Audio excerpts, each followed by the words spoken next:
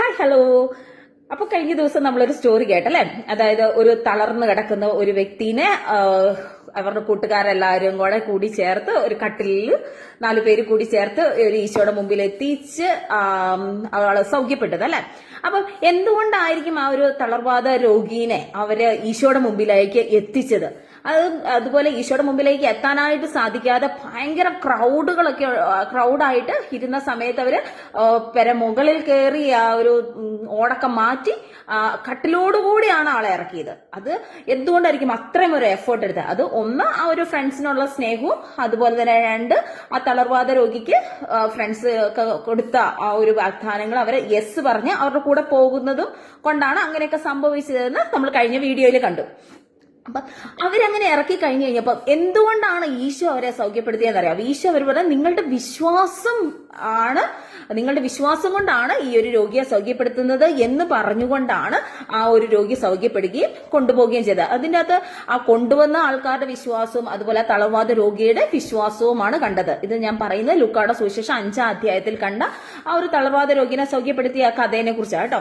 ഇതുപോലെ എന്റെ ജീവിതത്തിലും പലപ്പോഴും നമ്മുടെ പല കാര്യങ്ങളും നടക്കില്ല എന്ന് വിചാരിക്കുമ്പോഴും ഞാൻ പലപ്പോഴും വിചാരിക്കും, ഇല്ല നടക്കില്ല, ലോകം എന്നോട് പറയും നടക്കില്ല എന്ന്, അല്ലെങ്കിൽ മനുഷ്യൻ എന്നോട് പറയും നടക്കില്ല എന്ന്. പക്ഷേ എന്റെ ജീവിതത്തിൽ ഒത്തിരി എക്സ്പീരിയൻസുകൾ വന്നിട്ടുണ്ട്. യെസ്, ഈ ദൈവത്താൽ അസാധ്യമായി യാതൊന്നും ഇല്ല, ഇതൊക്കെ നടക്കും എന്നുള്ളത്. അതിന്റെ ഒരു ചെറിയൊരു എക്സാമ്പിൾ ഞാൻ പറയാം. ഞാൻ കല്യാണം കഴിഞ്ഞത് 2013 ഞങ്ങളുടെ കല്യാണം കഴിഞ്ഞു. ആ ഒരു വർഷം കല്യാണം കഴിച്ചത് എന്റെ ഹസ്ബൻഡ് നേഴ്സാണ്, ഞാനും നേഴ്സാണ്. അപ്പൊ ഞങ്ങൾ അപ്പം വർക്ക് ചെയ്തുകൊണ്ടിരുന്ന സമയത്ത് സൗദി അറേബ്യയിലായിരുന്നു ഞാൻ കല്യാണം കഴിഞ്ഞ സമയത്ത് എല്ലാവരും എന്നോട് പറഞ്ഞു, നേഴ്സായിരിക്കുന്ന ഹസ്ബൻഡിന് ഒരിക്കലും സൗദിയിൽ ഒരു നേഴ്സായി ജോലി കിട്ടില്ല, കാരണം മെയിൽ നേഴ്സസിനെ ഒന്നും അവിടെ റിക്രൂട്ട് ചെയ്യുന്ന സമയമല്ല. പക്ഷെ അന്നും എനിക്കൊരു ആഗ്രഹം ഉണ്ടായിരുന്നു, എന്റെ ഹസ്ബൻഡുമായിട്ട് ഒരുമിച്ച് നിൽക്കണം എന്നുള്ളതായിരുന്നു എന്റെ ഏറ്റവും വലിയൊരു ആഗ്രഹമായിരുന്നു. അപ്പൊ നമ്മൾ ഓരോ സ്ഥലത്തൊക്കെ ഇങ്ങനെ ഓരോ പള്ളിയിലൊക്കെ പോകുമ്പോൾ നമ്മൾ പറയില്ല, ആദ്യമായിട്ട് ഒരു പള്ളിയിൽ കയറി പ്രാർത്ഥിക്കുന്ന കാര്യങ്ങള് ഒക്കെ 3 കാര്യങ്ങൾ സാധിക്കുമെന്ന്. അതിനകത്തൊരു കാര്യമാണ് ഞങ്ങൾക്ക് കല്യാണം കഴിഞ്ഞാൽ ഒരുമിച്ച് നിൽക്കാനായിട്ട് സാധിക്കണം എന്നുള്ള ഒരു പ്രയർ റിക്വസ്റ്റുകൾ എപ്പോഴും ഞാൻ ഏതെങ്കിലും പുതിയ പള്ളികളിലൊക്കെ പോകുമ്പോൾ പ്രാർത്ഥിക്കുന്ന ഒരു കാര്യമാണ്. അപ്പൊ ഞങ്ങളുടെ കല്യാണം കഴിഞ്ഞു കഴിഞ്ഞാൽ ആ ഒരു വർഷം മാത്രം 2013 മാത്രം ഒരു നിയമം ഞങ്ങളുടെ ഗവൺമെന്റ് ഹോസ്പിറ്റലിൽ വന്നു, ട്രയൽ ആൻഡ് എറർ പോലെ മെയിൽ നഴ്സസിനെ റിക്രൂട്ട് ചെയ്യുന്നത്.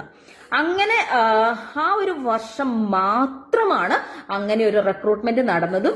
അത് ആ ഒരു വർഷം മാത്രം ഒരു 8-10 മെയിൽ നഴ്സസിനെ, ഞങ്ങൾ ഒരു 2000 ബെഡഡ് ഹോസ്പിറ്റലാണ് ഞാൻ വർക്ക് ചെയ്തത്. ആ ഒരു അത്രയും വലിയ ഹോസ്പിറ്റൽ ആകെ ഒരു 8-10 മെയിൽ നഴ്സസിനെ നിയർലി മാത്രമാണ് അവർ റിക്രൂട്ട് ചെയ്തത്. അതുപോലെ ചില സമയങ്ങളിൽ ഇങ്ങനെ നടക്കാത്ത കാര്യങ്ങൾ വരെ നമ്മൾ നടക്കും. നമ്മുടെ വിശ്വാസത്തോടു കൂടി നമ്മൾ ഈശോയോട് പ്രാർത്ഥിച്ച് കഴിഞ്ഞിട്ടുണ്ടെങ്കിൽ അവിടെ ചിലപ്പോൾ അത് നിയമങ്ങൾ മാറാം. ചില സമയത്ത് നമ്മുടെയുള്ള എല്ലാ നിയമാവലികൾ ഹോസ്പിറ്റലിന്റെയും അല്ലെങ്കിൽ പ്രോട്ടോകോളുകളെല്ലാം നമുക്ക് വേണ്ടി തിരുത്തി എഴുതപ്പെടുന്ന അവസ്ഥകൾ വരും. അതുവരെ വരാനൊക്കെ ആയിട്ട് ഈ ഒരു നമ്മുടെ ഒരു അടിയുറച്ച വിശ്വാസം നമ്മളെ സഹായിക്കും. അതുപോലെ തന്നെയാണ് നമ്മൾ എപ്പോഴും പറയുന്നത് മാനിഫെസ്റ്റേഷൻസ്. നിങ്ങൾക്കൊരു കാര്യം നടക്കണം നിങ്ങൾ ആഗ്രഹിക്കുന്നുണ്ടോ?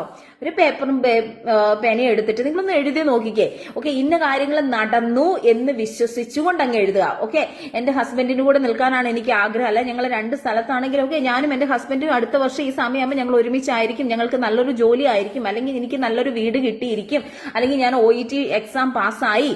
ആ ഒരു പാസ്സായി എന്ന് പറഞ്ഞുകൊണ്ട് തന്നെ നമ്മളൊരു ഡ്രീം കണ്ടുകൊണ്ട് വിശ്വാസത്തോടുകൂടി വചനങ്ങളൊക്കെ ഏറ്റുപറഞ്ഞ് പ്രാർത്ഥിച്ചാൽ ഡെഫിനറ്റ്ലി നിങ്ങളുടെ ജീവിതത്തിൽ എന്ത് നടക്കാത്ത കാര്യങ്ങളും നടക്കുമെന്ന് ഞാൻ 100% ഗ്യാരണ്ടി പറയുന്നു.